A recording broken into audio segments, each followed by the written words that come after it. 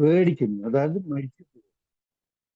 മരിച്ചു പോവോ ഞാൻ, അങ്ങനെ പേടിച്ച് ജീവിക്കുന്നു. അതായത് എനിക്കും ജീവിക്കണം. നേരത്തെ മരിക്കാൻ വേണ്ടി കുടിച്ച ആളിന്ന് എനിക്കും ജീവിക്കണം. പക്ഷെ ജീവിതം എനിക്ക് സ്വൈര്യമായി, സ്വസ്ഥമായി, ശാന്തമായി ജീവിക്കണമെങ്കിൽ പറയുന്ന ഒരു പദ്ധതിയില്ല. നേരത്തെ പറഞ്ഞില്ലേ, ഏത് പൊട്ടനെ കൊണ്ട് കുടി നിർത്താൻ പറ്റും, നിർത്തിയ കുടി നിലനിർത്തി പോകണമെങ്കിൽ ഇവർ പറയുന്നത് 10%. 10% മീൻസ് ആരും ഇവിടെ പെർഫെക്റ്റ് ഒന്നുമല്ല. അത് ബിഗ് ബുക്കിൽ തന്നെ ഇട്ട വേർഡാണ്. നമ്മളൊന്നും പുണ്യാളന്മാരല്ല. നമ്മളെല്ലാം ജീവിക്കാൻ, അതായത് കുത്തഴിഞ്ഞ ജീവിതം ജീവിച്ച് എന്നെ പോലത്തെ ആൾക്കാർക്കെല്ലാം ഒരു അച്ചടക്കത്തോടുള്ള ഒരു ജീവിതം ജീവിക്കാനുള്ള ഒരു അവസരം എന്നെ ഒരു മനുഷ്യനാക്കുന്നത്. ഞാൻ 7 മീറ്റിങ്ങിൽ വന്നിട്ട് കുറച്ചു കാലം കഴിഞ്ഞപ്പം എൻ്റെ ഭാര്യനോട് പറഞ്ഞു, ഏ ഇത് ആരും തെറ്റിദ്ധരിക്കരുത്, ഇത് ക്രിസ്ത്യാനിയാക്കുന്ന പ്രോഗ്രാമാണ്. അവള് വിട്ടില്ല. കാരണം അവക്കായിരുന്നു ആവശ്യം. ഞാൻ ജീവിച്ചിരിക്കേണ്ടതും എൻ്റെ മക്കൾക്ക് അച്ഛൻ വേണം, അവളെ താലി പോകരുത്. താലി പോവും, ഇടക്കിടക്ക് ബാങ്കിൽ പോവും, അതല്ല. അവള് വിധവയാകരുത് എന്നല്ല. ഞാൻ അവളെ വിധവയാക്കാൻ മാക്സിമം ട്രൈ ചെയ്താണ്. അപ്പൊ അവൾ ആ സീനിയറിനോട് ചോദിച്ചു, അല്ല ഇത് ക്രിസ്ത്യാനിയാക്കുന്ന പ്രോഗ്രാമാന്ന് പറയുന്നത്. അവനെ ക്രിസ്ത്യാനിയാക്കൂല, മുസ്ലിം ആക്കൂല, അവനൊരു മനുഷ്യനാക്കൂ. അവള് പറഞ്ഞ ആ ഉത്തരം എന്നോട് പറഞ്ഞപ്പോ ഞാൻ ചോദിച്ചു, ഇപ്പൊ ഞാൻ മനുഷ്യനല്ലേ? അത് നിങ്ങളോട് തന്നെ ചോദിച്ചു നോക്ക്. ആ ചോദ്യം തുടർന്ന് ചോദിച്ചുകൊണ്ട് ഇന്ന് എന്നെ തന്നെ ഞാൻ ഒരു മനുഷ്യനാക്കി മാറ്റാനുള്ള ശ്രമത്തിലാണ്. ഏതായാലും നമുക്ക് ടോപ്പിക്കിലേക്ക് കടക്കാം. കാരണം ഇല്ലെങ്കിൽ രാജേഷേട്ടൻ പറയും രാമേട്ടനല്ല ഇവൻ ഈ ടോപ്പിക്കും പറഞ്ഞിട്ട് പിന്നെ വേറെ സംസാരിക്കുന്നു. പൊതുമക്കാരിലുള്ളതുകൊണ്ട് അതൊരു ഇൻട്രഡക്ഷന്റെ ആവശ്യമുള്ളതുകൊണ്ട് മാത്രം ഞാൻ കുറച്ച് കൂടുതൽ സമയം എടുത്തു എന്നേ ഉള്ളൂ. ഏതായാലും ഞാൻ ഇന്ന് സുരേഷ് നാട്ടിൽ തന്നെയാണ്. ഇന്ന് ജനനം തന്നെ തല തിരിച്ചായിരുന്നു. നേരത്തെ ഞാൻ പറയും, എന്റെ കാലം ആദ്യം വന്നു. അമ്മ പറയും തല തിരിഞ്ഞിട്ടായിരുന്നു പ്രസവമേ. ഭയങ്കര വിഷമത്തോടെ കിട്ടിയ ഒരു കുട്ടിയായിരുന്നു. നന്നായിട്ട് ജീവിച്ച് ജനിതകമായ ചില വൈകല്യങ്ങൾ ഉണ്ടെന്ന് പറയും. അതായത് ഉടൽ ഊനം എന്നെല്ലാം പറയില്ല, ഒരു കാല് ഇതായി, അല്ലെങ്കിൽ സംസാരശേഷിയില്ല, അല്ലെങ്കിൽ ഒരു കൈയില്ല, അങ്ങനെ ഫിസിക്കൽ ഇത് എന്താ പറയാ, ഹാൻഡിക്യാപ്ഡ് ഫിസിക്കലി. എന്റെ ഫിസിക്കലി ആയിരുന്നില്ല എന്റെ ഹാൻഡിക്യാപ്ഡ്, ജനനത്തില് മെന്റലി ഹാൻഡിക്യാപ്ഡ് ആയിരുന്നു. അതായത് മാനസികമായി എനിക്ക് കുറച്ച് വൈകല്യം ഉണ്ടായിരുന്നു. മാനസിക വൈകല്യം എന്ന് പറയുമ്പോൾ നിങ്ങൾ ഭ്രാന്താന്നൊന്നും വിചാരിക്കരുത്. ഭ്രാന്ത് കുടിച്ചതിന് ശേഷം പിന്നെ ഭ്രാന്തായില്ല. അപ്പോ ജനിച്ച് കുറച്ചു കാലങ്ങളിൽ ഒറ്റ കുട്ടിയായിരുന്നു. എൻ്റെതായ ഒരു തനി സാമ്രാജ്യം, ഭയങ്കര ഇടമൻ്റായ ഒരു ജീവിതം, ഞാൻ എന്നുള്ള ഇത്. കൂട്ടുകുടുംബം തന്നെയാണ്, എങ്കിലും ഒന്നിനോട് ഒട്ടാത്ത ഒരു പ്രകൃതം. എനിക്കെല്ലാം കിട്ടണം, ഞാൻ ആർക്കും ഒന്നും കൊടുക്കൂല. അങ്ങനത്തെ ജീവിതശൈലിയിൽ കൂടെ ജീവിച്ചപ്പം അപ്പൊ തന്നെ ചെറുപ്പത്തിലേ എൻ്റെ അമ്മ പറഞ്ഞു, ഓ ഇവനെ പെട്ടതിന് ഒരു വാഴയാട്ടം വെച്ചാൽ മതിയായിരുന്നു, 2 കൊലയെങ്കിലും വെച്ചായിരുന്നു എന്ന്. ചെറുപ്പം മുതലേ എല്ലാവർക്കും ശല്യമായിട്ട് ജീവിച്ച ഒരു ജീവിതം, എല്ലാവരോടും പറയുന്നതിന് എതിരും ഇതും. അതായത് ആരുമായിട്ട് ഒട്ടി ജീവിക്കുന്ന ഒരു ശീലം എനിക്കില്ല.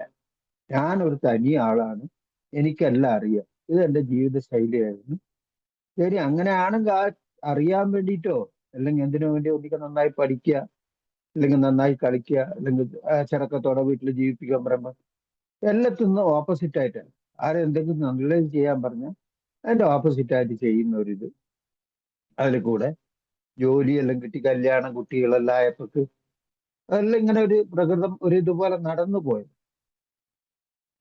അപ്പൊ ഈ നേരത്തെ പറഞ്ഞ പോലെ 13 വയസ്സിൽ തുടങ്ങിയ കുടി 45 വയസ്സാ നിർത്തുമ്പോ എന്ന് പറഞ്ഞാൽ മാറ്റി നിർത്താൻ ദൈവം ഒരു ചാൻസ് തരുമ്പോ. അതിന്റെ ഇടയിൽ 7-8 പ്രാവശ്യം ശബരിമലക്ക് പോയിരിക്കുന്നു. കുറെ സൈക്കാട്രിക് ഡോക്ടർ പല പദ്ധതികളും നോക്കിയിട്ട് നിർത്താൻ പറ്റാത്ത കൂടി 45 വയസ്സിൽ നിർത്താൻ പറ്റി. ഏല് എന്നെ ദൈവം കൊണ്ടാന്നിട്ട് എന്ന് പറഞ്ഞു. അല്ലായിട്ട് ഞാനൊന്നും വന്നതൊന്നുമല്ല. കാരണം എനിക്ക് ഏറ്റവും ജീവിതത്തിൽ എന്താ ഏറ്റവും ഇഷ്ടം എന്ന് ചോദിച്ചു കഴിഞ്ഞാൽ മദ്യം എന്നാ പറയുന്നത്. നേരത്തെ വേലായുധേട്ടനെല്ലാം പറഞ്ഞ പോലെ തൊപ്പി വെച്ചത്, മുന്തിരിക്കൊല, ഇതെല്ലാം വേലായുധേട്ടൻ ആ കമ്പാരിസൺ പറയുമ്പോൾ ഭയങ്കര ചിരി വരും. കാരണം ഇതെല്ലാം ഞാൻ ചെയ്തതാണ്.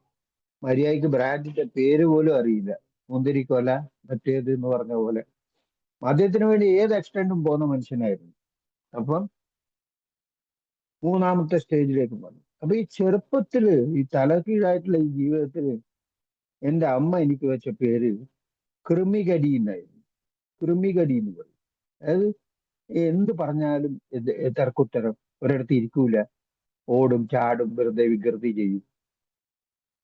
അത് കഴിഞ്ഞ് സ്വന്തം അമ്മ ഏതായാലും ഈ ചെക്കനെ കൊല്ലാൻ പറ്റൂലല്ലോ, ഒറ്റ കുട്ടിയേ ഉള്ളൂ. ഒപ്പിച്ച് ആ തെറ്റുകളെല്ലാം എന്നെ നിയന്ത്രിക്കാൻ നോക്കി പറ്റുന്നില്ല. മറ്റുള്ളവരിൽ നിന്ന് എന്റെ തെറ്റ് മറച്ചു വെച്ച്, ഒറ്റ മോനല്ലേ, എന്താ ചെയ്യാ, ഇത് ആരോ പറഞ്ഞ പോലെ തൻകുഞ്ഞ് കാക്കത്തു തൻകുഞ്ഞും പൊൻകുഞ്ഞും എന്ന് പറഞ്ഞ പോലെ ഇതിനെ വളർത്തിയാലേ പറ്റൂ. അവസാനം വേറെ അടുത്തുള്ളത് അയച്ചിട്ടെല്ലാം പഠിപ്പിച്ചിട്ടെല്ലാം എന്നെ ഇതാക്കിയത്. കല്യാണം കഴിച്ച പെണ്ണ് പറഞ്ഞ വേർഡുണ്ട്, പിരിപിരിപ്പ് എന്ന് എനിക്ക് വെച്ച വേർഡ്. പിരിപിരിപ്പ്, അതായത് എന്റെ കുട്ടികളടക്കം പറയും, കുടിച്ചാലും കുടിച്ചിട്ടില്ലെങ്കിലും റെസ്റ്റ്ലെസ് ആയിരിക്കും ഞാൻ എപ്പോഴും. ഒരിടത്ത് ഇരിക്കൂല, വണ്ടി എടുത്ത് പുറത്തു പോകും, TV ചാനൽ കണ്ടു കഴിഞ്ഞാൽ ഒന്നിന്ന് 100 പോകും, 100 ഒരു ചെറിയ മോൾ എൻ്റെ അടുത്ത് ഇരുന്നിട്ട് പറയും, ആ റിമോട്ട് വാങ്ങിയിട്ട് ഒന്നിക്കൽ ന്യൂസ് കാണും, അല്ലെങ്കിൽ സ്പോർട്സ് കാണും, അല്ലെങ്കിൽ അങ്ങനത്തെ ഒരു പ്രകൃതം തന്നെയായിരുന്നു. ഇത് ഞാൻ വേണമെന്ന് വിചാരിച്ച് ചെയ്യുന്നൊന്നല്ല, ഓട്ടോമാറ്റിക്കലായിട്ട് എൻ്റെ ജനറ്റിക് പ്രോബ്ലം അത്. എൻ്റെ ഫ്രണ്ട്സ് പറയും തിരിച്ചെടുത്ത് കിടക്കാത്തവൻ എവിടെയോ, അതായത് കുടിച്ചുകൊണ്ടിരിക്കുന്നുണ്ടാവും ഫ്രണ്ട്സിന്റെ കൂടെ. കുടിക്കുമ്പോ ഞാൻ ബൈക്ക് എടുത്തിട്ട് വെറുതെ ഒരു സഞ്ചാരം പോലെ വേറെ ബാറുകളിലേക്ക് പോയി എത്തി നോക്കിയിട്ട് വരും.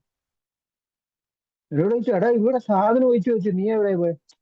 ഞാൻ മറ്റേ അടുത്ത് പോയതാ, മറ്റവനെ കാണാൻ. ഈ സൈക്കാട്രിക് ഒരു ഡോക്ടർ സംസാരിക്കുമ്പോൾ പറയും, ഒരു മദ്യപാനാസക്ത രോഗിക്ക് 1 മിനിറ്റില് 1500 ചിന്തകൾ എന്ത് വരും. എനിക്ക് 1500 ലക്ഷം ചിന്ത വരും. അവിടെ പോവാ, അവനെ കാണാൻ, ഇവനെ കാണാൻ, സിഗരറ്റ് വലിക്കുക, അതിന്റെ അടുത്ത് വേറെ പരിപാടികളെല്ലാം ഉണ്ട്. ഒന്നിനും ഒരു കൺസിസ്റ്റൻസി ഇല്ല. കൺസിസ്റ്റൻസി ഇൻ ഇൻകൺസിസ്റ്റൻസി പോലെ ഒന്നും, ഒരു കാര്യം പോലും ഞാൻ തുടർച്ചയായിട്ട് ചെയ്ത ഒരു കാര്യമില്ല. ഒറ്റ കാര്യം ചെയ്ത 32 കൊല്ലം ആ കുടിച്ചെന്ന് പറഞ്ഞാൽ എനിക്ക് കുടി വലിയ ഇഷ്ടമൊന്നും അല്ല, വിടാൻ പറ്റുന്നില്ല. നേരത്തെ രാജേഷ് പറഞ്ഞ വാക്ക്, വിടാൻ പറ്റുന്നില്ല. ഈ പണ്ടാര രാവിലെ ആകുമ്പം കുടിക്കണം എന്ന് തോന്നും, കുടിച്ചു വന്ന് ഓഫീസിൽ പോകണം എന്ന് വിചാരിക്കും. അങ്ങനെ വിചാരിച്ചിട്ട് എപ്പോഴും പോവാ. കുടിച്ചൊരു കുടിച്ചിട്ട് കട്ടിങ് എന്ന് പറയുന്നത് തമിഴ്നാട്ടിലെ വേണം, 90 കുടിച്ചിട്ട് ഒരു ഹോൾസ് ഇട്ടിട്ട് കുളിച്ചിട്ട് ഓഫീസിൽ പോകും. ആ കട്ടിങ് ഉള്ളിൽ പോയാൽ ഉള്ളുന്ന ഒരാൾ പറയും, "ഏഹ്, ഇനിയിപ്പോ വീട്ടിൽ പോയാൽ ഭാര്യ ചീത്ത പറയും, ഓഫീസിൽ പോയാൽ ഓഫീസർ ചോദിക്കും." എല്ലാം ആവശ്യമാണ്. ഇവിടെ തന്നെ ഇരുന്നിട്ട് ആ പലിശക്കാരൻ വരും ഒരു 10-10:30, അടുത്ത് വീണ്ടും പലിശക്ക് വാങ്ങി കൂടി തുടർന്ന് പോയിക്കൊണ്ടിരിക്കുക. മക്കൾക്ക് ചേരേണ്ട PF LIC എല്ലാം ഓരോ ഇതായിട്ട് ഇങ്ങനെ എഴുതി കൊടുത്തിട്ട് പെട്ടെന്ന് തീരുമാനങ്ങൾ. പെട്ടെന്ന് കുടിക്കണ്ടെന്ന് തീരുമാനിക്കും. മാല ഇടുമെന്ന് പറയും, മാല ഇടും. പക്ഷെ മാല ഇട്ടാലെല്ലാം ഭയങ്കര ഡീസന്റ്. ആരോ പറയും നമ്മളെ ഇതിൽ തന്നെ. ഞാൻ ചെറുപ്പത്തിൽ നല്ല കുട്ടിയായിരുന്നു, പിറക്കുമ്പോൾ എല്ലാവരും നല്ല കുട്ടികളാന്ന് പറഞ്ഞ പോലെ ഞാനും നല്ല കുട്ടിയെല്ലാം തന്നെയായിരുന്നു കുറച്ചു കാലം വരെ. ഒരു 8ാം ക്ലാസ് വരെ നല്ല കുട്ടി തന്നെയായിരുന്നു. വീട്ടിൽ നിന്ന് അമ്മ പുറത്തേക്ക് പോകുമ്പോൾ ഭസ്മം എല്ലാം വെച്ചിട്ടാ പുറത്തേക്ക് അയക്കുക. സ്വാമീന്റെ മറ്റേ അങ്ങനെ വിഭൂതി ഇങ്ങനെ വെച്ചിട്ട് ഞാൻ പുറത്ത് വരുമ്പം ടെക്നിക്കലായിട്ട് അത് തുടച്ചു കളയും. കാരണം എന്താ അറിയോ, എന്റെ വേറൊരു മുഖം കാണിക്കാൻ. ഈ രണ്ടാമത്തെ മുഖം ഞാൻ വളർത്തിയെടുത്തത് ആറ്റിറ്റ്യൂഡ്. ഞാനൊരു ഭയങ്കര ഗാഥ, അടിക്കാരൻ, കുടിയൻ. കുടിയൻ എന്നല്ല പറയാൻ എനിക്ക് ഭയങ്കര ആഗ്രഹം. ഞാൻ കുറച്ച് കുടിച്ചിട്ട് കുറെ കുടിച്ചു എന്ന് പറയുന്ന ആളാണ്. എല്ലാരും കുറെ കുടിച്ചിട്ട് കുറച്ച് കുടിച്ചിരുന്ന് വീട്ടിൽ പറയുന്ന ആൾക്കാരാണ് എന്റെ ഫ്രണ്ട്സ് എല്ലാം. സമുദായത്തിന് ഒരു പെഗ് അടിച്ചിട്ടുള്ളൂ, 2 പെഗ് അടിച്ചിട്ടുള്ളൂ. ഞാൻ ആകെ ഒരു പെഗ് കുടിച്ചിട്ടുണ്ടാ ഞാൻ ഒരു ഫുള്ള് കുടിച്ചെന്ന് പറഞ്ഞു നടക്കും. എനിക്കിതിങ്ങനെ കാണിക്കുന്നത് ഭയങ്കര ഇഷ്ടമാണ്. അതായത് ഗ്രാൻഡിയോസിറ്റി പറഞ്ഞു കഴിഞ്ഞാൽ ഞാൻ വലിയ ആളാന്ന് എല്ലായിടത്തും ഇങ്ങനെ പറഞ്ഞു നടക്കും.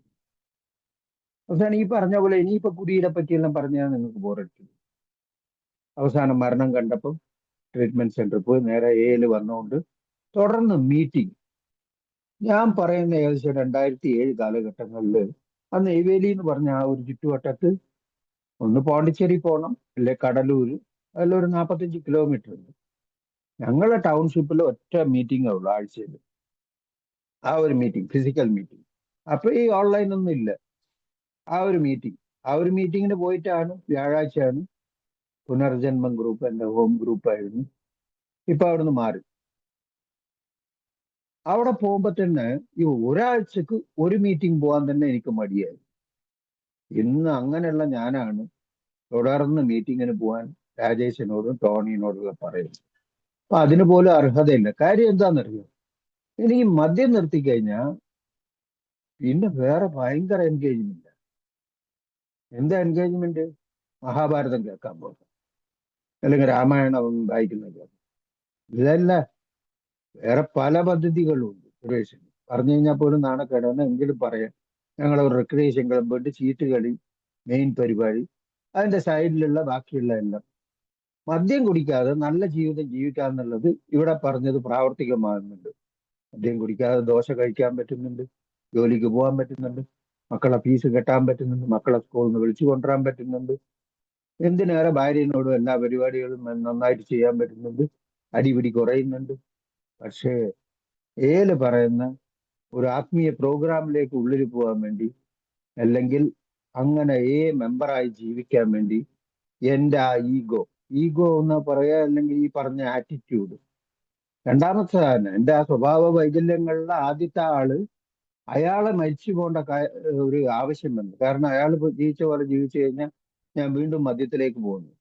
രണ്ടാമത്തെ ആൾ ഉണ്ടാക്കിയ ആള് ആറ്റിറ്റ്യൂഡ്, അയാളെ ഞാൻ അടക്കി നിർത്താൻ വേണ്ടി ഈ പ്രോഗ്രാമിലേക്ക് ഇറങ്ങി ചെല്ലുമ്പോഴാണ് എൻ്റെ മൂന്നാമത്തെ മുഖം എനിക്ക് വെളിപ്പെടുന്നത്. ഞാൻ ആരാണ്, ഞാൻ എങ്ങനെയുള്ള ആളാണ്, എന്നെ കൊണ്ട് എങ്ങനെയെല്ലാം മാറാൻ പറ്റും, ഇനി മാറാൻ പറ്റുമോ ഇല്ലയോ. കാര്യം ഇവരെല്ലാം ഇവിടെ ഉള്ള കൂട്ടർ, ഇവരെന്ന് പറയുന്നത് പഴയക്കാര് അവർ തന്നെ. അവരെല്ലാം ഞാൻ അന്നേരം നമ്മൾ നല്ല സംഭവിച്ചു അവർ എന്നാണ്. കാരണം അവരൊരു വേറെ കാറ്റഗറി.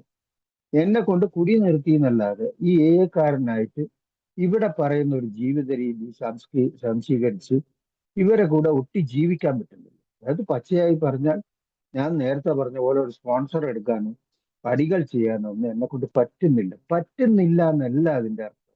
ഞാൻ ശ്രമിക്കുന്നില്ല. മെയിനായിട്ട് പറയും, ഞാൻ കാത് കൊടുത്ത് കേൾക്കണം എന്ന് പറയും.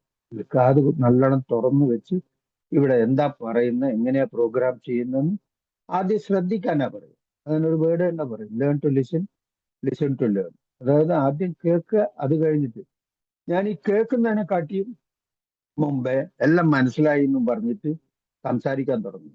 ഇതെല്ലാം എൻ്റെ ജനിതക സ്വഭാവം. കുറച്ച് കേട്ടാൽ മതി. ഫോർ എക്സാമ്പിൾ, ഒരു നോവലെല്ലാം വായിക്കാൻ വേണ്ടി കയ്യിലെടുത്താൽ നോവലിന്റെ ആദ്യത്തെ 2-3 പേജുകൾ വായിക്കും.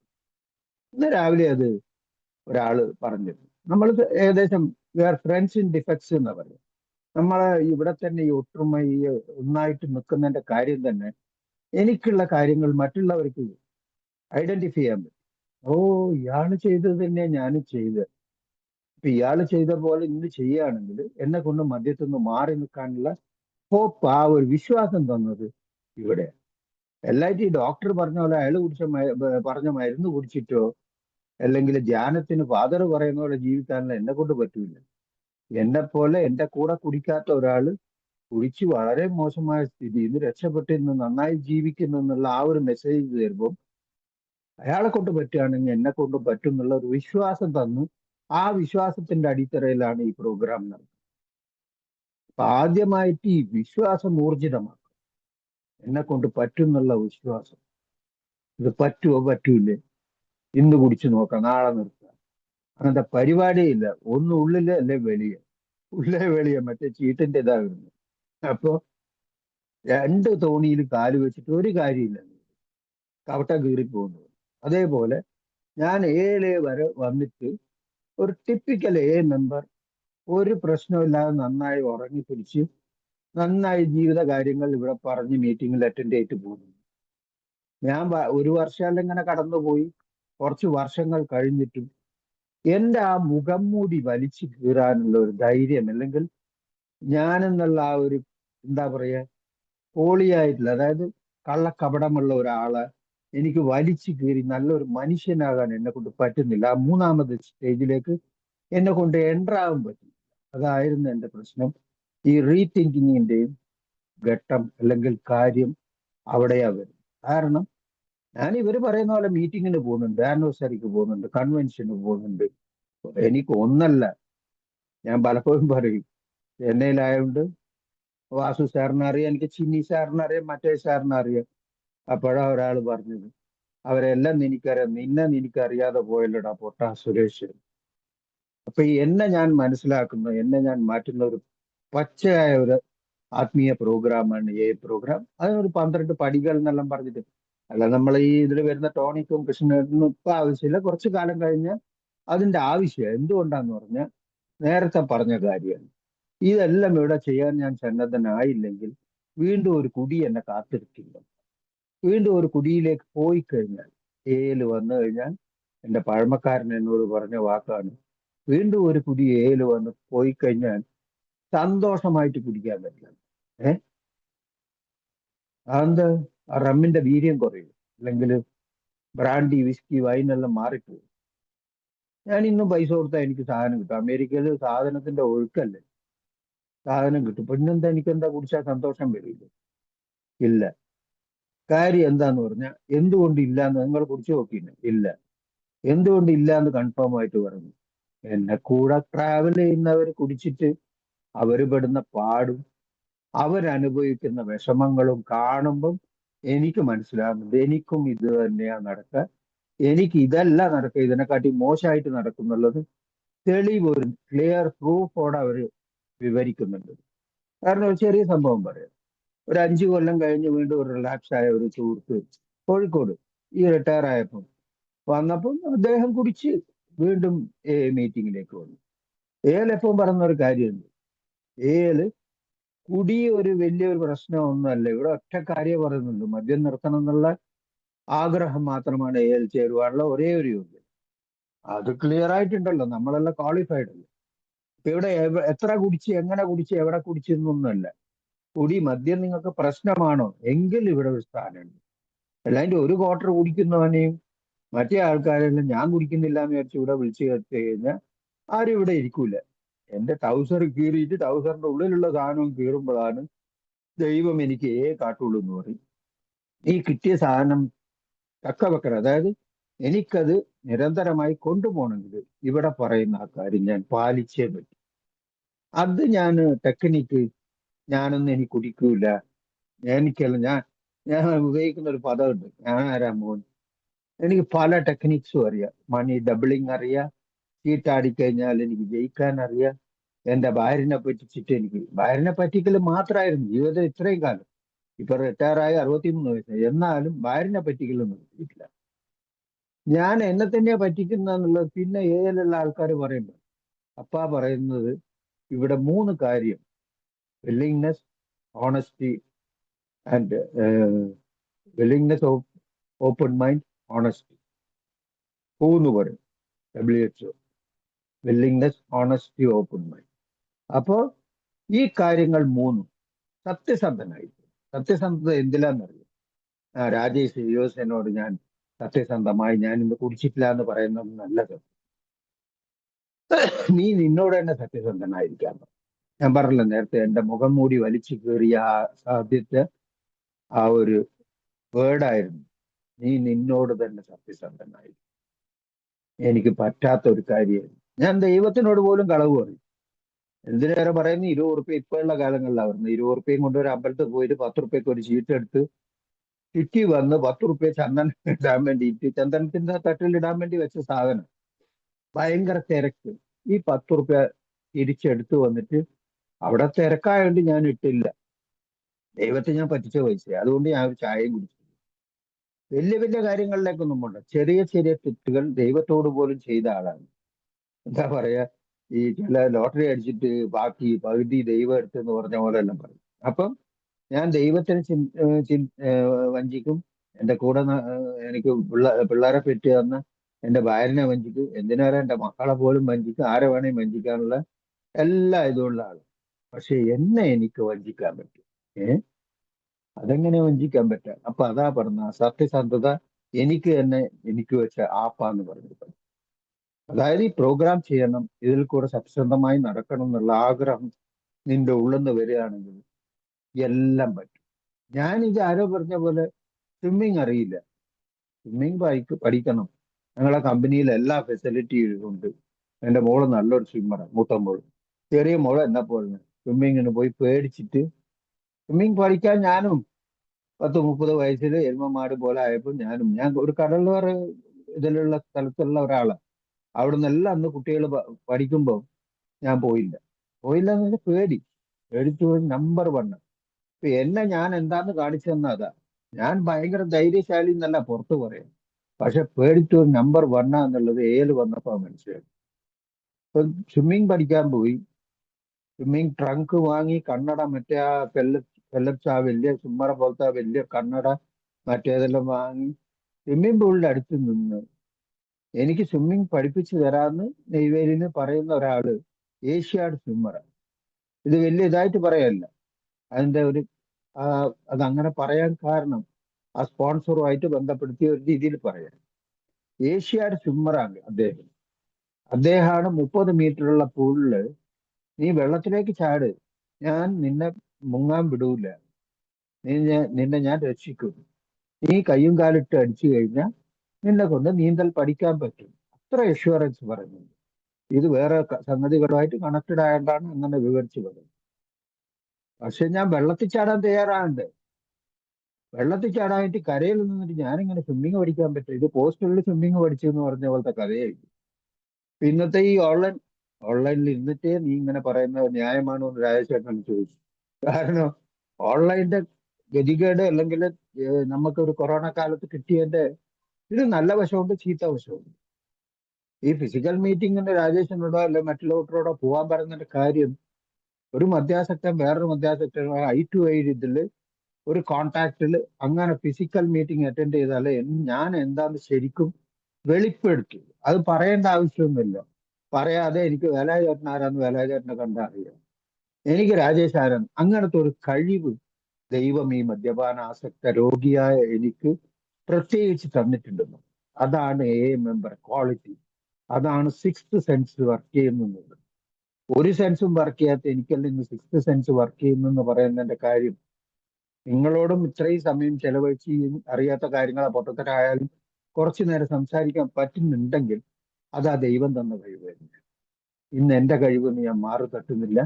പക്ഷേ കഴിവിനെ പരിപോഷിപ്പിക്കുക, അല്ലെ വിശ്വാസത്തിനെ കുറച്ചുകൂടി ഊർജിതമാക്കാനാണ് നമ്മൾ ഇന്നത്തെ ഈ 10-ാം മാസം ഇതിന്റെ എല്ലാം പടികൾ ചെയ്യുന്നതിലൂടെ നമുക്ക് പറഞ്ഞു തരുന്നത്. അതായത് ഞാൻ പറഞ്ഞില്ല നേരത്തെ, ഞാൻ എന്തെന്നുള്ളത് വെളിപ്പെടുത്തണം ഇവിടെ.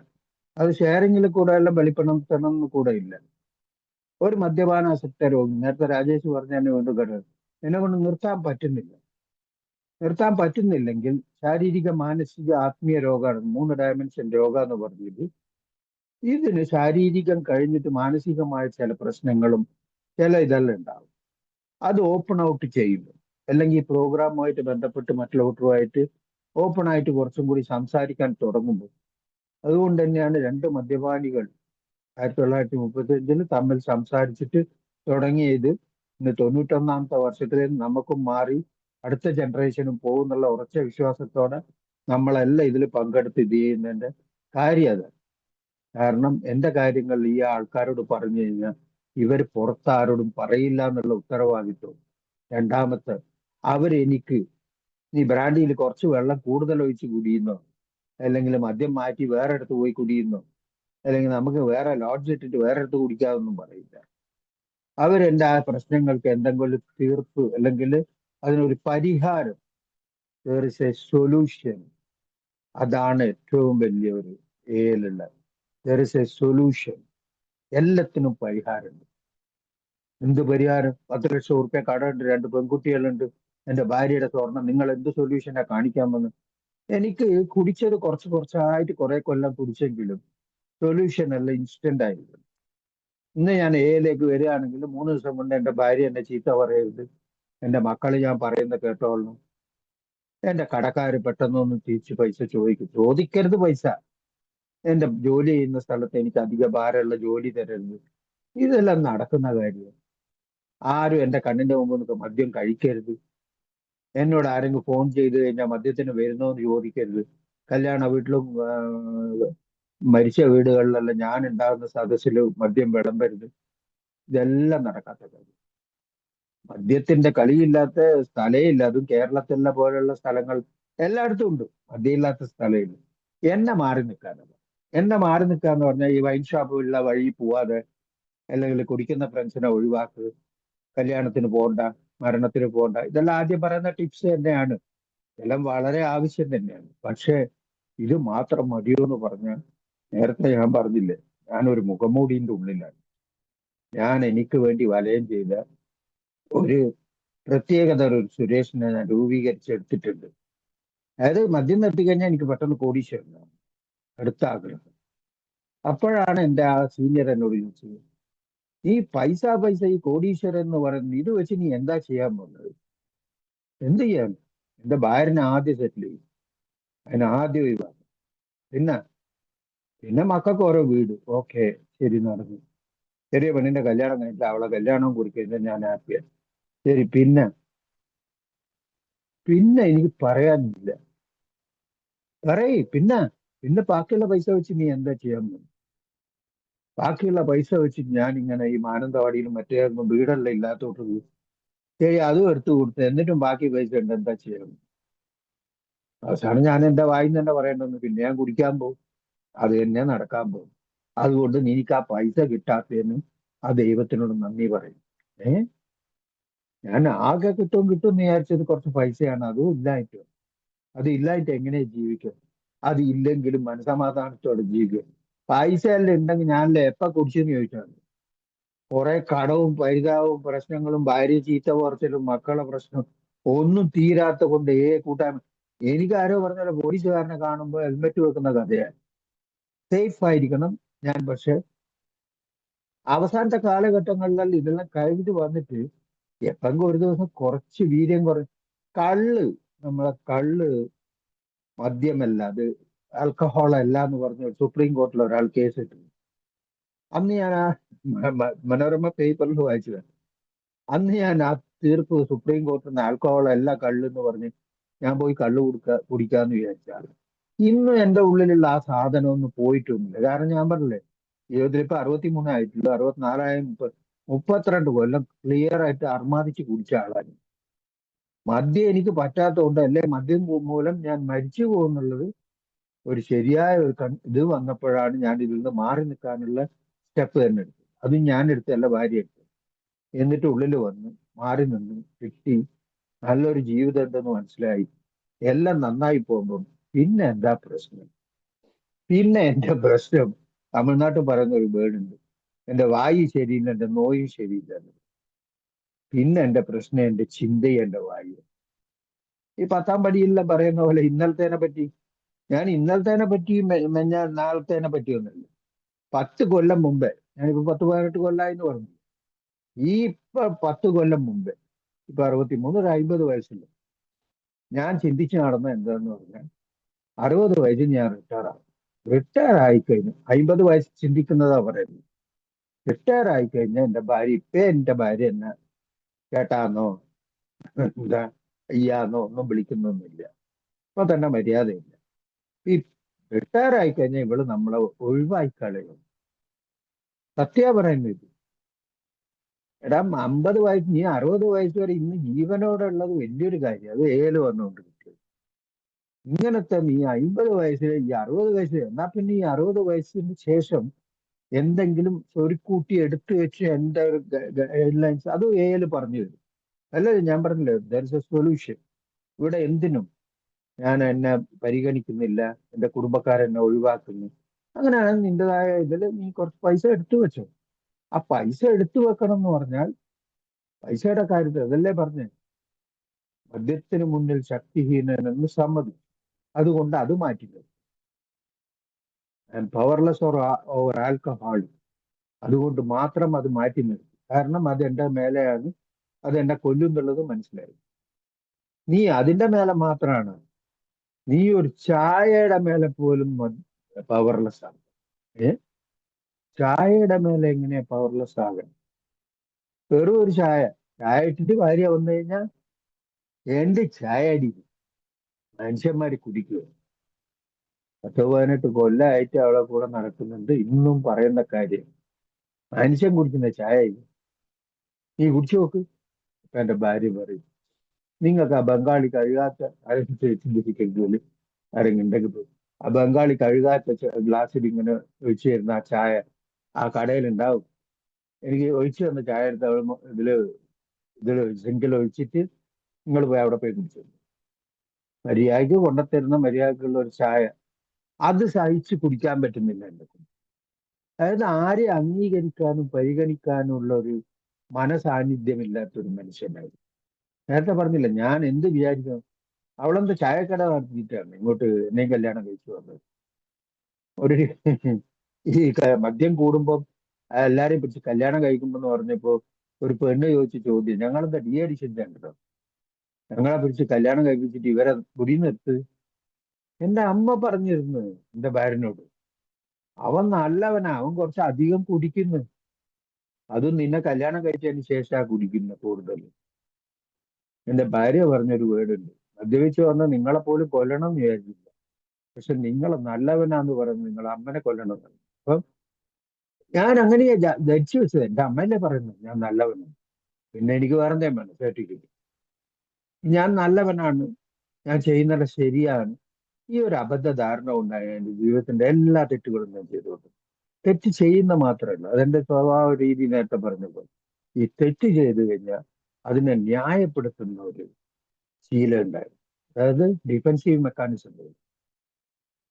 ഞാൻ അതിനൊരു ഉദാഹരണത്തോടെ പറഞ്ഞാൽ നിങ്ങൾക്ക് പെട്ടെന്ന് മനസ്സിലാവുന്നുള്ള രീതി, അത് പലപ്പോഴും ഇവിടെ പറഞ്ഞതായി. ഞാൻ മദ്യപിക്കുന്ന കാലത്ത് ഞാൻ ഈ പാൻ പരാഗ് മറ്റേ ഒന്നൊരു സിഗരറ്റ് വലിക്കും. അപ്പൊ ഈ പാൻ പരാഗ് ഇട്ടിട്ട് ഇങ്ങനെ നെറ്റി തുപ്പിയിട്ട് വരുന്ന കുറെ ഫ്രണ്ട്സ് എല്ലാം എൻ്റെ കൂടെ ഉണ്ട്. അവരധികം മദ്യപിക്കുന്നില്ല, എപ്പെങ്കിലും ഒരു പെഗ്ഗെല്ലാം അടിക്കുന്നു. അവർക്ക് കൂടുതൽ അഡിക്ഷൻ ഈ പാൻ പരാഗിന്. ഞാൻ അവരോട് പറയും, "ഏ, ഈ സാധനം കഴിക്കുന്നതിന് മദ്യം എത്രയോ ബെറ്ററാ, ഒന്നുമില്ലെങ്കിൽ നമ്മളെ ഹാർട്ട് പ്യൂരിഫൈ ചെയ്യും. ഞാൻ പഠിക്കുന്ന വേർഡാ, ലിവറും കിഡ്നിയും എല്ലാം വിട്ട് ഹാർട്ട് പ്യൂരിഫൈ ചെയ്യും. ഞാൻ ശുദ്ധനാണ്, ഞാൻ നുണ പറയില്ല ജപിച്ചു കഴിഞ്ഞാൽ." അങ്ങനെ പലരുടെയും ജീവിതം ഞാൻ കോഞ്ഞാട്ടാക്കി, ഞാൻ നുണ പറയില്ല. അപ്പൊ അത് വേണ്ട. ഈ പാൻ പരാഗ് കഴിച്ചിട്ട് ഇത് ഉള്ളിലേക്ക് ഇറക്കി കഴിഞ്ഞാൽ അതിലുള്ള പോയിസൺ അല്ല മദ്യാണെന്ന് ഞാൻ സ്ഥാപിക്കാൻ ശ്രമിക്കുന്നത്. അതായത് ഞാൻ ചെയ്യുന്ന തെറ്റ് തെറ്റല്ല, നിങ്ങൾ ചെയ്യുന്നത് തെറ്റാണ്. ഓക്കെ, ശരി, സമ്മതിച്ച് വേണമെങ്കിൽ അത് സയന്റിഫിക് ആയിട്ടോ അല്ലെ വേറെ ഏതെങ്കിലും തരത്തില് അത് കറക്റ്റ് ആയി. അവൻ ചത്തിട്ടൊന്നുമില്ല, അവന് ഇന്ന് ജീവൻ. ഞാൻ മദ്യം വിട്ടെന്ന് പറഞ്ഞാൽ ഏലും എനിക്ക് സാധാരണ മനുഷ്യന്മാരെ പോലെ ജീവിക്കാൻ അറിയില്ല, എല്ലാത്തിനും ഒരു എക്സ്ട്രീമാണ്. ഞാൻ പിന്നെ പിടിച്ചു എച്ചിലപ്പാക്ക് മറ്റേ പാൻ പരാഗ്, എന്റെ വായിൽ എന്തെങ്കിലും ഇങ്ങനെ ആട് ചമുക്കുന്ന പോലെ ഉണ്ടാവണം. പാൻ പരാഗ് ഇട്ടപ്പോ ഈ ഫ്രണ്ട് എന്നെ കണ്ടടാ, ഇങ്ങോട്ട് വാ, നീയല്ലേ പറഞ്ഞത് മദ്യത്തിനെ കാട്ടിയും മോശമാണ് ഇത്, ഇപ്പൊ നീ എടാ പൊട്ട, ഞാൻ നിന്നെ പോലെ ഇത് ഉള്ളിലേക്ക് മുഴുങ്ങൂല, ഞാൻ തുപ്പിക്കത് എന്താ ഇത്. അപ്പൊ അതാ പറഞ്ഞ, ഞാൻ ചെയ്യുന്ന തെറ്റുകളെല്ലാം ശരിയെന്ന് സ്ഥാപിക്കാനുള്ള ഒരു വല്ലാത്തൊരു, അതാണ് പറയുന്ന പ്രോഗ്രാം. തെറ്റ് ചെയ്യുമ്പോഴെല്ലാം ഉടനടി സമ്മതിക്കാൻ എന്റെ പടച്ചോനെ എന്നെ കൊണ്ട് പറ്റാത്ത ഏറ്റവും വലിയ കാര്യം. ഞാൻ പറഞ്ഞില്ലേ, ഞാൻ ചെയ്യുന്ന കാര്യങ്ങളെല്ലാം ശരി ലോകത്ത്, ബാക്കി ആരെന്ത് ചെയ്താലും അതും മറ്റുള്ള കൂട്ടരെ ചൂണ്ടിക്കാണിച്ചിട്ട് എന്നെ ആരെങ്കിലും ഉപദേശിക്കാൻ വന്നാൽ അവരെ ഹെറാസ്, എന്റെ അടുത്ത് ആരും അധികം വരൂല, വന്നാൽ പറയും. എന്നോട് സംസാരിക്കുന്നതിനെക്കാട്ടിയും ബെസ്റ്റ് നമ്മൾ ഏതെങ്കിലും കിണറ്റിലോ കുളത്തിലോ സൂയിസൈഡ് ചെയ്യുന്ന ബെസ്റ്റ്. കാരണം അവൻ വന്ന് നല്ല കാര്യം, നിന്റെ കുടുംബം മോശമായി പോടാ, ജോലി പോടാ, നീ മരിച്ചു പോടാ, ഇതെല്ലാം പറയുമ്പോ നീ വലിയ യോഗ്യനാ, നീ അന്ന് മറ്റോളെ കൈവച്ചത് എനിക്കറിയില്ല, എന്റെ ഭാര്യന്റെ മുമ്പെന്നല്ല അവന്റെ ഭാര്യന്റെ മുമ്പെന്ന് ഇത് പറയും. ഇങ്ങനെ എന്റെ സത്യസന്ധത കൊണ്ട് എന്റെ വായ് തുറന്നുള്ള ഇങ്ങനെ ഈ എവിടെ എന്ത് വേണം വിളിച്ചു പറയാന്നുള്ള കാര്യം കൊണ്ട് പല കുടുംബങ്ങളിലും അടി തീർത്താ തീരൂല എന്ന് പറഞ്ഞ പോലെ കാര്യങ്ങൾ. അപ്പം ഞാനൊരു എന്താ പറയാ, ഈ ഇതില് പറയും, ഒരു ആർക്കും അടങ്ങാത്ത ഒരു ഇതല്ലോ, എന്തല്ലോ അങ്ങനത്തെ ഒരു, അതായത് കുടി നിർത്തിയിട്ടുള്ള കാര്യമാണ് പറഞ്ഞു ഇപ്പൊ ഇനി പറയുന്നതല്ലോ. കുടിക്കുമ്പോ പറഞ്ഞു കഴിഞ്ഞാൽ അത് നേരെ പറഞ്ഞൊരു വേർഡുണ്ട്, ഈ കുടിക്കുമ്പോ പല സംഭവങ്ങൾ, പല മോശ സംഭവങ്ങൾ, നല്ല എല്ലാം നടന്നു പോയതെല്ലാം അതിനൊന്നും നീ ഉത്തരവാദിത്തമല്ല. എല്ലാം മറ്റേ ഈ ആടിത്തള്ളുപടി എന്ന് പറഞ്ഞ പോലെ അതെല്ലാം നിനക്ക് ദൈവം വിട്ടു തന്നു. ഓ, നീ രക്ഷപ്പെട്ട് ആ കുടുംബത്തിനോട് ജീവിക്കും. പക്ഷേ വന്നതിന് ശേഷം നീ എന്തെങ്കിലും പരിപാടി ഒപ്പിക്കാൻ നീ ശ്രമിച്ചാൽ എല്ലാ പണി തിരിച്ച് 8ന്റെ പണി തിരിച്ചു കിട്ടുന്നു. കിട്ടിയിരിക്കും.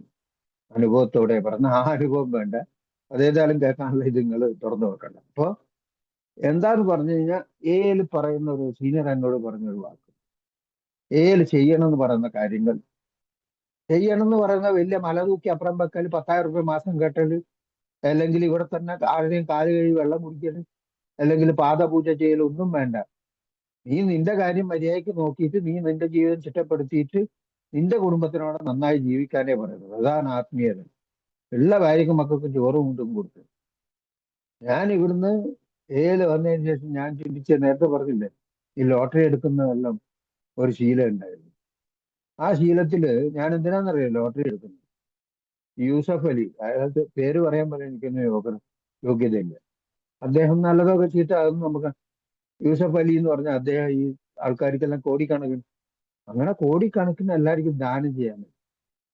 അപ്പോഴാണ് എൻ്റെ കൂടെയുള്ള ആ സീനിയർ മെമ്പർ പറഞ്ഞത്, നിന്റെ അടുത്ത് 100 രൂപ ഉണ്ടെങ്കിൽ ഒരു 10 റുപ്യക്ക് ഒരാൾക്ക് ചായ വാങ്ങിച്ചു കൊടുക്കും, അത് മതി.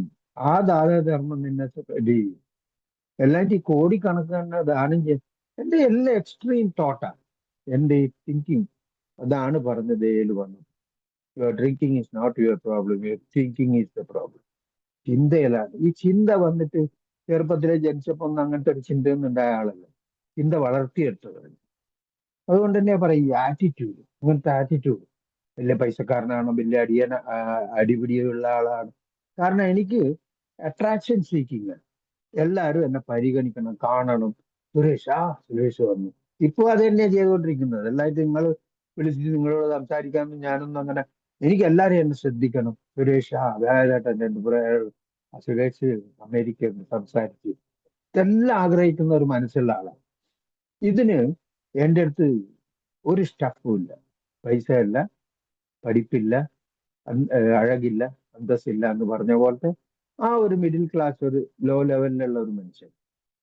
അപ്പൊ ഇതിന് കൈയെടുത്ത് കണ്ടുപിടിച്ച കാര്യങ്ങളാണ് ഈ കാര്യങ്ങൾ. അതായത് സമുദായത്തിൽ നല്ലവനെ കാട്ടി ഏറ്റവും മോശമായ ഗോവിന്ദസ്വാമിനെ ശ്രദ്ധിക്കുന്നു പറഞ്ഞ പോലെ അങ്ങനെയുള്ള ഒരു അട്രാക്ഷൻ സീക്കിങ് ആളായി ഞാൻ മാറി. ശരി, മാറി പോയി, അതൊരു പാർട്ട്. എന്നാൽ നന്നാൻ തീരുമാനിച്ചാൽ, നന്നാകാൻ വേണ്ടി പോലത്തെ ഒരു പ്രോഗ്രാം കിട്ടിക്കഴിഞ്ഞാൽ അതിന്റെ ഫുൾ പ്ലെഡ്ജിൽ ഒന്നിക്കെ ഇവിടെ അല്ലെങ്കിൽ അവിടെ ഏതെങ്കിലും ഒന്നേ നടക്കുള്ളൂ. ഈ രണ്ടും കൂടി നടത്താന്നുള്ള ഈ പരിപാടിയാണ് പലപ്പോഴും. അത് എൻ്റെ ഒരു മനസ്സിന്റെ ഇതാ. അത് എനിക്ക് ഇതും വേണം അതും വേണം, അത് നടക്കൂല.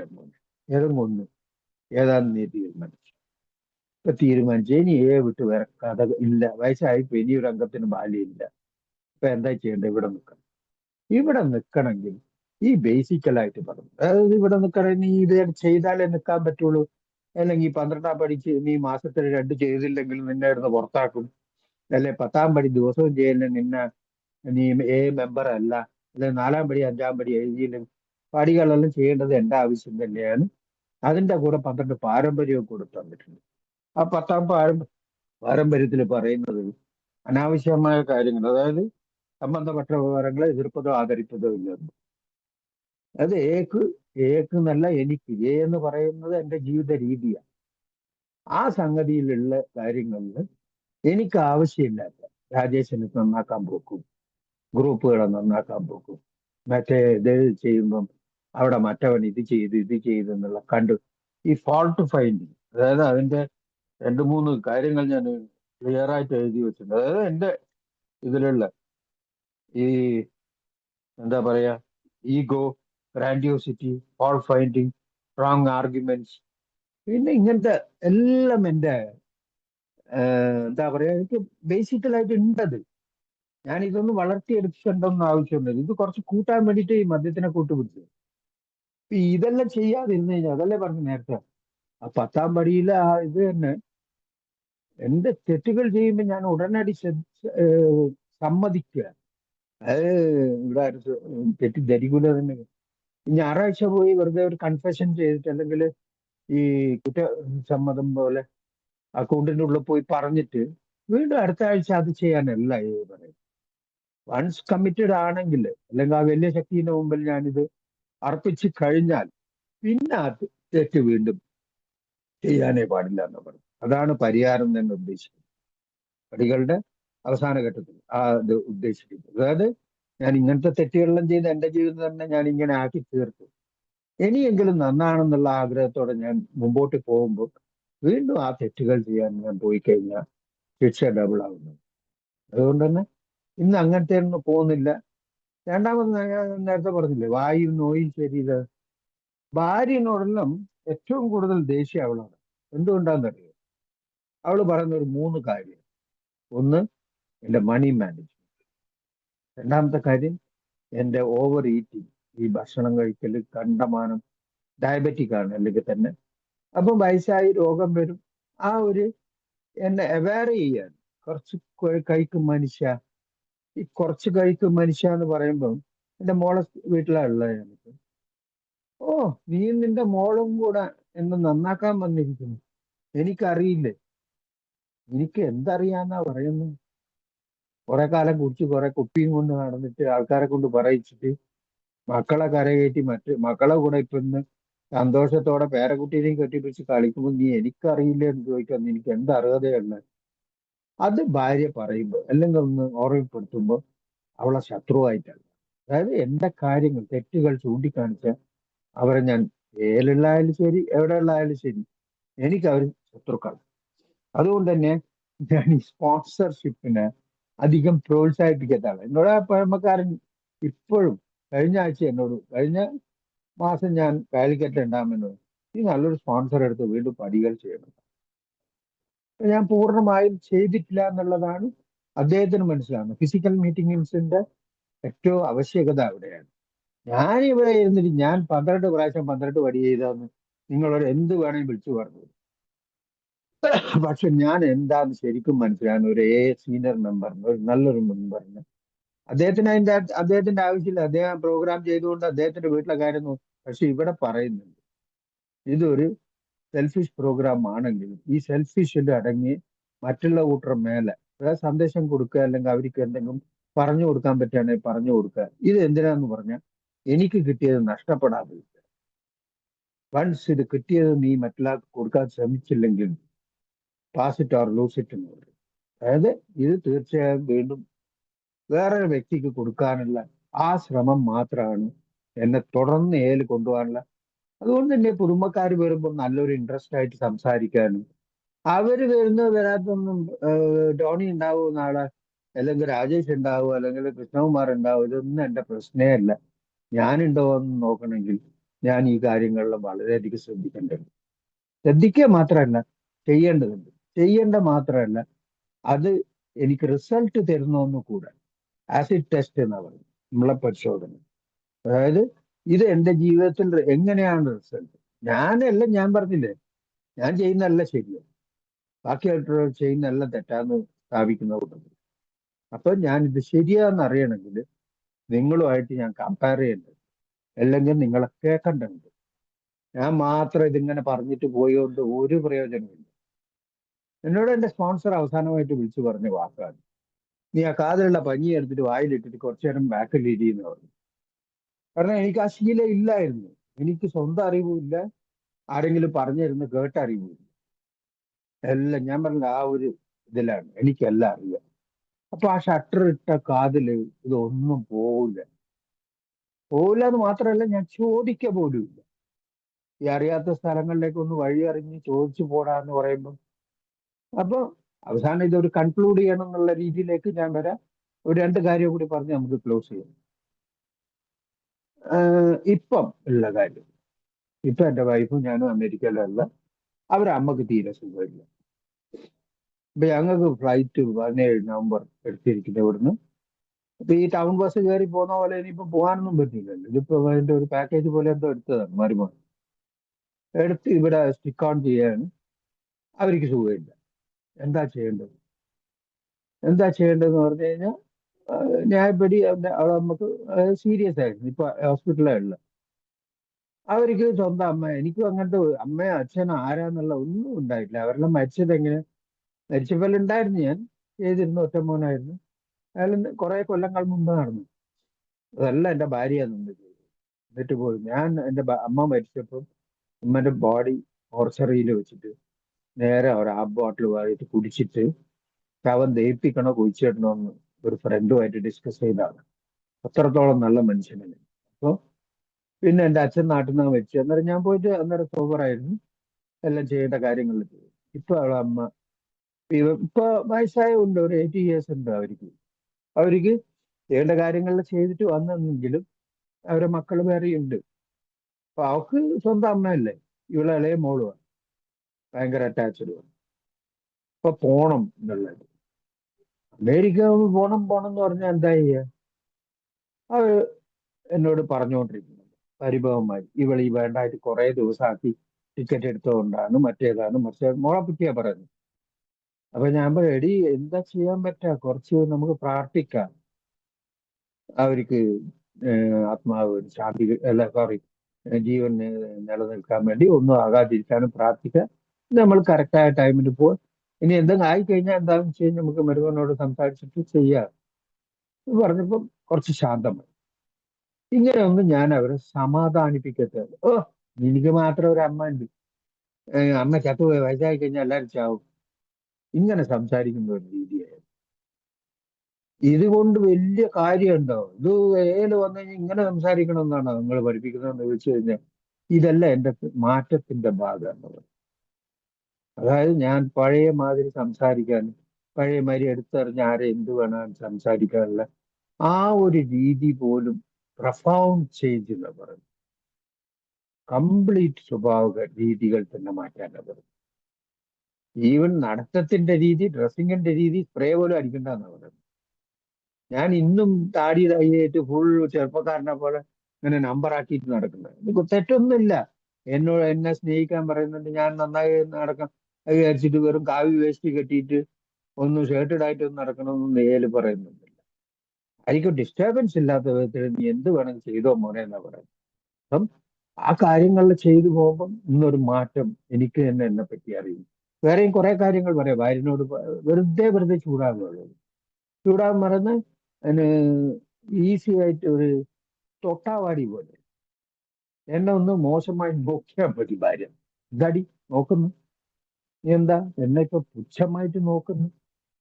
അവളെ ഒന്ന് ചിരിച്ചാൽ മതി. അല്ലെങ്കിൽ എന്തിന് എന്റെ പേരക്കുട്ടി പോലും എന്നോട് കളിച്ചില്ലെങ്കിൽ അവന് ചില മൂടാ, ചിലപ്പോ അമ്മന്റെ അടുത്ത്, അതായത് എന്റെ മോളെ അടുത്ത് കെട്ടിപ്പിടിച്ചിട്ട് ചെണുങ്ങിയിട്ട് വരൂല, അല്ലെങ്കിൽ എന്റെ കൂടെ ഭയങ്കരമായിട്ട് കളിക്കുമോ, ആ മൂഡ് സ്വിങ് പോലും എന്നെ കൊണ്ട് ഈ 63 വയസ്സുള്ള ആളെ കൊണ്ട് സഹിക്കാൻ പറ്റില്ല. ഇതെല്ലാം ഈ അപ്സ് ആൻഡ് ഡൗൺസ് എല്ലാം ബാലൻസ് ചെയ്യാൻ ഈ പ്രോഗ്രാം പറയുന്നു. അല്ലായിട്ട് മധ്യത്തിലുള്ള ആ സ്ഥലത്തേക്ക് പോകണ്ട അങ്ങനൊന്നും പറയേയില്ല. എനിക്ക് എല്ലാം വരും. എന്റെ പേരക്കുട്ടിക്ക് സുഖമില്ലായിട്ടാണ്, എന്റെ മോക്ക് സുഖമില്ലാണ്ട്, എന്റെ ഭാര്യ എന്റെ അമ്മക്ക് സുഖമില്ലായിട്ടാണ്. മഴ വരും, മഞ്ഞ് വരും, വെയിൽ വരും, പലതും വരും, പല സംഭവങ്ങളും വരും. എല്ലാ ഇമോഷണൽ സോബറിറ്റി എന്നെല്ലാം പറഞ്ഞ പോലെ ഈ സമനിലയായിട്ട് എന്നെ കൊണ്ടുപോകാനുള്ള ഒരു നല്ലൊരു ജീവിത രീതി എനിക്ക് ഇവിടെ കാണിച്ചു തരുന്നുണ്ട്. അതിനൊരു വലിയ ശക്തിയുടെ ഒരു അനുഗ്രഹവും. അതേപോലെ എനിക്കെല്ലാം ഇത്രയും കൊല്ലം ഈ സോവറിറ്റി കിട്ടുമെന്ന് തന്നെ ഞാനൊന്നും ചിന്തിച്ചല്ല എന്ന് പറഞ്ഞാൽ എന്താണെന്നറിയാം. ഞാൻ ഇടയ്ക്ക് എന്റെ ഭാര്യ ഇന്ന് എന്നെ നായിക്ക് ചങ്ങലിട്ട പോലെ മാഹി എന്ന് പറഞ്ഞ ഒരു സ്ഥലം പേര് പറഞ്ഞാൽ മതി എനിക്ക് കുടിക്കാത്തത്. അല്ലെങ്കിൽ ഞാൻ ഏര് വന്നിട്ട് പറഞ്ഞിട്ടുണ്ട് ഈ ക്രിക്കറ്റ് പ്ലേസ് അടിച്ചു വിടുന്ന ഷാമ്പയിൻ ഞാൻ ഇതുവരെ കുടിച്ചിട്ടില്ല എന്ന്. ഇതെല്ലാം ഒരു മദ്യപാനാസക്ത രോഗിന്റെ ഉള്ളിലുള്ള ആഗ്രഹങ്ങൾ, അല്ലെങ്കിൽ അത് നടക്കാത്ത സഫലമാകാത്ത ബാക്കി എല്ലാം ചെയ്തിന് ഇതൊരു ചെയ്യേണ്ട വലിയ കാര്യമുണ്ടാ. പക്ഷെ ചിന്ത അങ്ങനെ വരുള്ളൂ. ഈ ചിന്തകളെ അടക്കാൻ, അല്ല അടക്കാന്ന് കൂടെ ഇല്ല, അതിനെ ഫോക്കസ് മാറ്റാൻ വേണ്ടിയിട്ട് വേറൊരു സംഗതികൾ തരുന്നുണ്ട്. അതാണ് നേരത്തെ പറഞ്ഞത്, എന്ത് ഈ സന്ദേശം കൊടുക്കുമ്പം എല്ലാ ഗ്രൂപ്പുകളുമായിട്ടുള്ള ഫംഗ്ഷൻ. ഇതിൽ ഞാനിപ്പോ ടോപ്പിക് നടത്താൻ വേണ്ടിയിട്ടൊന്നും വരുന്നത്, എന്തെങ്കിലും ഞാൻ നടത്തിയത് ടോപ്പിക് ആണോ എന്നാ എനിക്ക് തന്നെ അറിയില്ല. അത് വേണമെങ്കിൽ റെക്കോർഡെല്ലാം ചിലപ്പോൾ കേൾക്കലുണ്ട്, കേട്ട് കഴിഞ്ഞാൽ എനിക്കേ ചിരി വരും.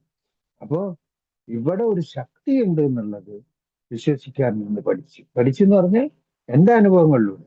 ഞാൻ ആര് പറഞ്ഞാൽ കേൾക്കാത്ത ആളാണ്. ഞാൻ പറഞ്ഞില്ലേ, 10 വർഷം 13 വർഷം എന്ന് ആദ്യം പറയുമ്പോൾ എനിക്ക് ചിരിയാതെ ഇതിന്റെ പൊട്ടത്തരം പറഞ്ഞു. 13 വർഷം കുടിക്കാതിരിക്കും, എൻ്റെ ആദ്യത്തെ സീനിയർ. അത് കഴിഞ്ഞ് ഞാൻ 1 വർഷം 2 വർഷം ഇയാളിപ്പോ നൈസായിട്ട് അയാളെ ജയിക്കണം എന്നായിരുന്നു എൻ്റെ. അപ്പൊ തൂത്തുക്കുടിയിൽ പറഞ്ഞൊരു വേടാ, ഫ്രണ്ട് വീലിനെ താണ്ടി ബാക്ക് വീല് പോകാൻ മുടിയാതെ പോന്നെ. ടൂ വീലറിന്റെ കാര്യം, ഫ്രണ്ട് വീലിന് പോകുന്നതിന്റെ ബാക്ക് വീൽ അങ്ങനെ അനുസരിച്ച് ആരെ കൂടെ ഇങ്ങനെ ഈ സബോർഡിനേറ്റ് ആയിട്ട് അല്ലെങ്കിൽ ഇവര് പറയുന്ന സ്റ്റിക്ക് വിത്ത് ദ വിന്നേഴ്സ് എന്ന് പറയും. ആ വിജയം ഭരിച്ചവര് വെറുതെ പോകുന്ന കൂട്ടറെ കൂടെ ആ ഗ്രൂപ്പുകൾ പല വിധത്തിലുണ്ടാവും. ഞാൻ പറഞ്ഞില്ല നേരത്തെ, എന്നെ പോലത്തെ ഒന്നിനും കൊള്ളാത്ത ഗ്രൂപ്പ് ആൾക്കാരുണ്ടാവും. അതായത് പഠികളും ചെയ്യില്ല. പറഞ്ഞ രണ്ട് പാപമുണ്ട്. ഒന്ന്, എന്റെ വളർച്ച ഞാൻ തടയിടുന്നു. വളർച്ച എന്ന് പറയുന്നത് 98 കിലോ ആയാലും മറ്റേതുമല്ല. എന്റെ ആത്മീയ വളർച്ച, എന്റെ ആത്മീയ പുരോഗതി, അതാണ് പറയുന്നത്. ആ ഇത് തടയിടുന്ന എല്ലാ കാര്യങ്ങളിലും ഞാൻ മാറി നിൽക്കേണ്ടത്. ഞാൻ പറഞ്ഞു, ദൈവത്തിനോട് നന്ദി പറഞ്ഞുകൊണ്ട് പോകേണ്ട ഒരു പ്രോഗ്രാം. അത്രത്തോളം എനിക്കെല്ലാം കിട്ടിയിട്ടുണ്ട്. മരിച്ചു പോകുന്ന മാത്രമല്ല, ബാക്കിയുള്ള എല്ലാ കാര്യങ്ങളും. അല്ലേ പറഞ്ഞ ആൾക്കാരെ കണ്ടു കഴിഞ്ഞാൽ ഇവനെന്താ ഇങ്ങനെ, എന്റെ ഭാര്യ അയാളെ പോയെ, ഇങ്ങനെ സംസാരിച്ചുകൊണ്ടിരുന്ന ഒരു മനുഷ്യനായിരുന്നു. മറ്റുള്ള കൂട്ടപ്പെടുത്തി പ്ലേഗ് രോഗം പോലെയെന്ന് പറഞ്ഞു ഈ പരദൂഷണം പറച്ചിലും ഇങ്ങനത്തെ ഇതെല്ലാം. പരക്കും. അനോണിമിറ്റി, ഏതാ പറയുന്നത്, വന്നു കഴിഞ്ഞാൽ ഈ അനോണിമിറ്റി എല്ലാം എന്നെ കൊണ്ട് കീപ്പ് ചെയ്യാൻ കഴിയാത്ത കാര്യമാണ്. ആരെങ്കിലും ഒരു കാര്യം പറഞ്ഞാൽ രണ്ടാളോട് പറഞ്ഞിട്ട് എനിക്ക് ഉറക്കം വരില്ല. അപ്പൊ എന്റെ ഭാര്യ പറഞ്ഞ ഒരു കാര്യം, ഏലുള്ള ഒരു സുഹൃത്തിന്റെ മോളെ ഒരു സ്ഥലത്ത് കണ്ടെന്ന് പറഞ്ഞിട്ട് ഒരാൾ എന്നോട് പറഞ്ഞു. ഞാൻ കണ്ടിട്ടില്ല. ഞാനത് നേരെ എന്റെ ഭാര്യനോട് പോയി പറഞ്ഞു. ഭാഗ്യം എന്റെ ഭാര്യനോടാ പോയി പറഞ്ഞു ഇത് ഉണ്ടായിരുന്നു. ഭാര്യ പറഞ്ഞ ഒരു കാര്യമുണ്ട്, വേറെ ഒന്നും എന്നെ ഉപദേശിച്ചിട്ടൊന്നുമില്ല, നിങ്ങൾക്ക് രണ്ട് പെണ്ണാണെന്നുള്ളത് മറന്നുകൊണ്ടാണ്. ഞാൻ എന്റെ കാര്യത്തിൽ വരുമ്പോ എനിക്ക് ഭയങ്കര വിഷമം. ഓ, അവനെന്താ എന്റെ മോളെ കുറിച്ച് അങ്ങനെ പറഞ്ഞു? അതായത് വേറെ ആൾക്കാരെ മോളെ കൊണ്ടോ, വേറെ ആൾക്കാരെ ഭാര്യനെ കൊണ്ടോ, വേറെ ആരെ കൊണ്ടോ എന്ത് വേണമെങ്കിലും എനിക്ക് പറയാന്നുള്ള ഒരു ലൈസൻസ് കിട്ടിയ പോലെയുള്ള സംസാര രീതി. ഒരു ജസ്റ്റ് ഒരു ഇത് പറയേണ്ട ഭാര്യ എന്നോട് ഇപ്പം ഇടയിൽ പറഞ്ഞത്, എന്റെ മോളെ കല്യാണം കഴിച്ച ആളുടെ ഒരു റിലേറ്റീവ്സ് ബാംഗ്ലൂരിലുണ്ടായിരുന്നു. ഞങ്ങൾ ഇങ്ങോട്ടേക്ക് വണ്ടി കയറുമ്പോൾ അവരെ വീട്ടിൽ പോയിട്ടാ വന്നത്. അവരെ ഒരു റിലേറ്റീവ് അവിടെ വന്നപ്പോൾ അവരെ ഞങ്ങൾക്ക് നേരത്തെ അറിയുന്നത്. ആ ഒരു സ്ത്രീ കുറച്ചിപ്പോ തടിച്ചിരിക്കുന്നു. ആ ഒരു തടിച്ചാലും മെലിഞ്ഞാലേ എനിക്കെന്ത്. അവരോട് ഞാൻ ആ ചായ കുടിച്ചുകൊണ്ടിരുന്നത്, നിങ്ങൾ ഭയങ്കര തടിച്ചു പോയിരുന്നു. എന്റെ ഭാര്യ എന്നെങ്ങനെ കുടിച്ചതും പറ്റില്ല, അടിച്ച് കൊല്ലാത്ത ഭാഗ്യായി. ഇത് ഇവിടാന്ന് പറഞ്ഞു, നിങ്ങൾ ഈ ഒഴിവായ തരം ഇതെല്ലാം തന്നെയാണ് പ്രശ്നം. ഒരു മദ്യപാനാസക്ത രോഗിക്ക് എന്താ പറയാ, വീണ്ടും കുടിക്കണം എന്നുള്ള റിലാക്സ് എന്നെല്ലാം പറഞ്ഞു. ഇങ്ങനത്തെ എല്ലാം പറഞ്ഞിട്ട് അവസാനം എന്റെ ഭാര്യ പറയുന്ന ചീത്തയും കേട്ടു അവരെ കുറിച്ച് എന്തെങ്കിലും, ഇയാളെ മോള് മാത്രം ഇപ്പൊ മെലിഞ്ഞിട്ടുള്ള അങ്ങനെ പറഞ്ഞു. ഇതെല്ലാം ഞാൻ തന്നെ എന്റെ ഏറ്റവും വലിയ ശത്രു ഞാൻ എന്നാ പറഞ്ഞു. അതെനിക്ക് കാണിച്ചു തന്ന ആ മുഖം, എന്റെ കണ്ണാടിന്റെ മുമ്പ് പോയി പ്രോഗ്രാം ചെയ്യാനാവും. നീ എന്നെ ശരിയാക്കും. എന്റെ താക്കോല് എനിക്ക് എന്നെ തന്നുകൊണ്ട് ഇന്ന് ആ പ്രോഗ്രാം ചെയ്യും. ഒരു കാര്യം കൂടി പറഞ്ഞു നിർത്താം. എന്റെ മോള് ഇപ്പം ഇവിടെ ഉള്ളത് ഡിപ്പെൻഡൻസ് വിസയല്ല. എന്റെ മരുമകൻ അവരൊരു ഈ ഒരു നെഗ്ലിജൻസ്, അതായത് ഒരു വിട്ടു പോകേണ്ട ഒരു കാര്യത്തിൽ അവരെ വിസ എന്തോ ഒരു ഇത് ചെയ്യുന്നത്, വിസയല്ല വേറെ I-45 എന്തോന്ന് ചെയ്യുന്നതിൽ ഒരു ചെറിയൊരു ഫോൾട്ട് പറ്റിയിട്ട് ഒരു ചെറിയൊരു പ്രോബ്ലം. ഒരു ചെറിയ പ്രോബ്ലം എന്ന് പറഞ്ഞാൽ എന്റെ മരുമകനിലെ ടീറ്റോട്ടലാണ്. അതെല്ലാം വലിയ കാര്യമായിട്ട് അത് എടുത്ത് ഭയങ്കര ഡിസ്കഷൻ, വീട്ടിൽ ഭയങ്കര കച്ചറ. ഈ സമയങ്ങളിലെല്ലാം എന്നെ കൊണ്ട് വായി ഒന്ന് തുറക്കാതെ മൗനം പാലിക്കാൻ പറ്റും. മൗനം പാലിക്കുക എന്ന് പറഞ്ഞാൽ അതിൽ ഞാൻ വേണ്ടാത്ത അഭിപ്രായങ്ങൾ പറഞ്ഞു. ഇതങ്ങനെ ചെയ്തുകൂടായിരുന്ന, എനിക്ക് ഒരു കാര്യം അറിയാത്ത കാര്യമായിരുന്നു. അതാണ് ഈ 10ാം പാരമ്പര്യം. 10ാം പാരമ്പര്യം ഗ്രൂപ്പുകളിൽ മാത്രം ഇങ്ങനത്തെ ഈ ഡോമിനേഷനും ഇങ്ങനത്തെ വേണ്ടാത്ത കാര്യങ്ങൾ. എന്റെ കുടുംബത്തിലും വേണ്ടാത്ത പ്രശ്നങ്ങൾ എന്തെങ്കിലും നടക്കുന്നു, വേണ്ടാത്തതെന്നല്ല, എനിക്കറിയാത്ത എന്തെങ്കിലും പ്രശ്നങ്ങൾ നടക്കുന്നുണ്ടെങ്കിൽ അതിൽ വേണ്ടായിട്ട് കയറിയ അഭിപ്രായം പറയാനും ഒരു സീനിയർ മെമ്പർ എന്നോട് പറഞ്ഞതാ ചെന്നൈയിൽ. ഭക്ഷണം കഴിക്കാൻ മാത്രം വായി തുറക്കുന്നത് ഒരേ മെമ്പർ ഒരു വീട്ടില് കുടുംബത്തില്, കാരണം എല്ലാ പണിയും ഒപ്പിച്ചിട്ടാണ്. ഒന്നും ഒപ്പിക്കാത്ത ആളല്ല. അവളെ എല്ലാ പൊന്നും കാലിയാക്കി. എന്താ പറയാ, അവളെ വീട്ടിൽ നിന്ന് കിട്ടിയ ഒരു സ്ഥലത്തിന്റെ അത് വിട്ടിട്ട് കിട്ടിയ ഒരു ഫ്ലാറ്റിൽ ഇപ്പം കാലിക്കറ്റ് കുറച്ച് പൈസ പെൻഷൻ കിട്ടി ജീവിക്കുന്ന ആളാണ്. ഒന്നും ചെയ്യാത്ത മനുഷ്യനെ പോലെ ഇപ്പൊ അവർക്ക് ആത്മീയത പറഞ്ഞു നടക്കുന്നത്.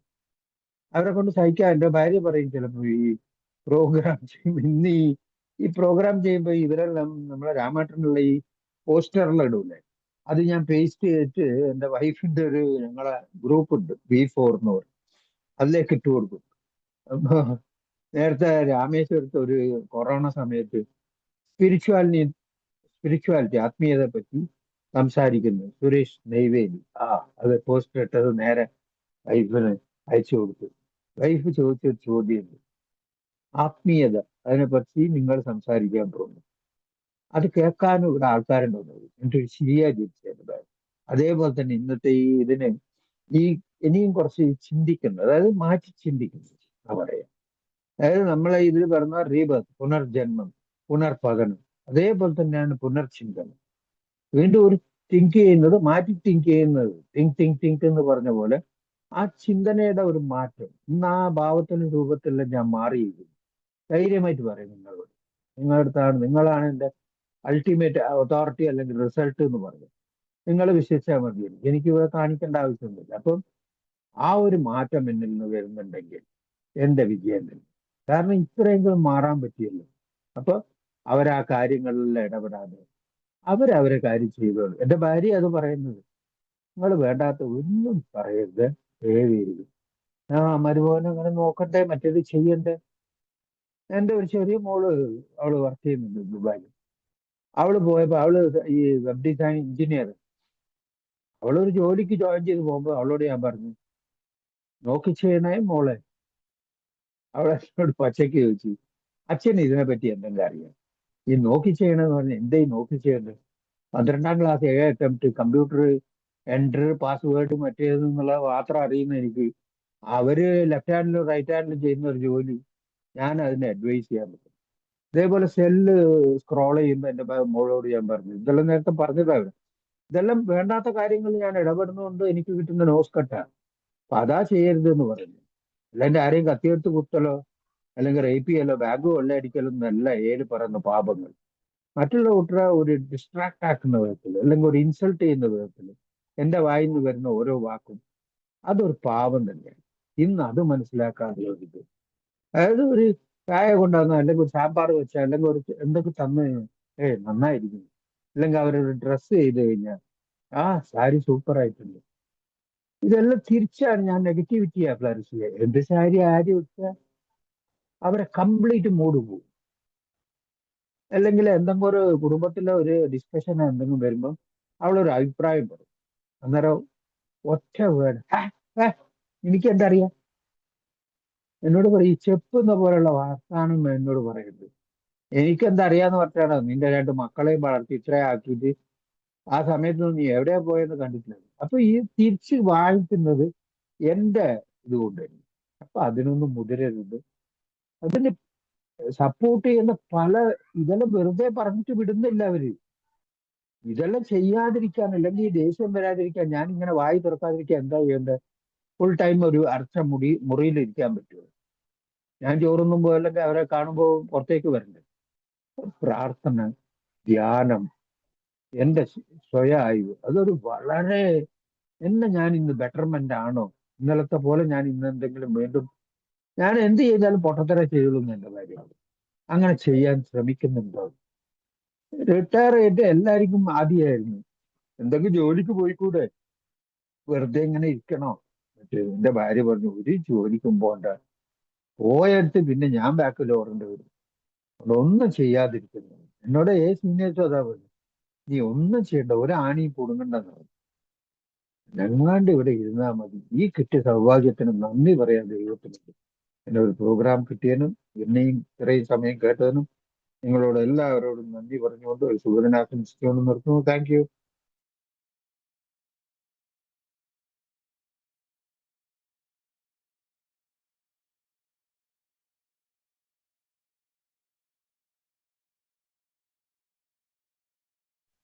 രാജേഷ് ഭായ്, താങ്ക് യു സുരേഷ് ചേട്ടാ, താങ്ക് യു. ഞാൻ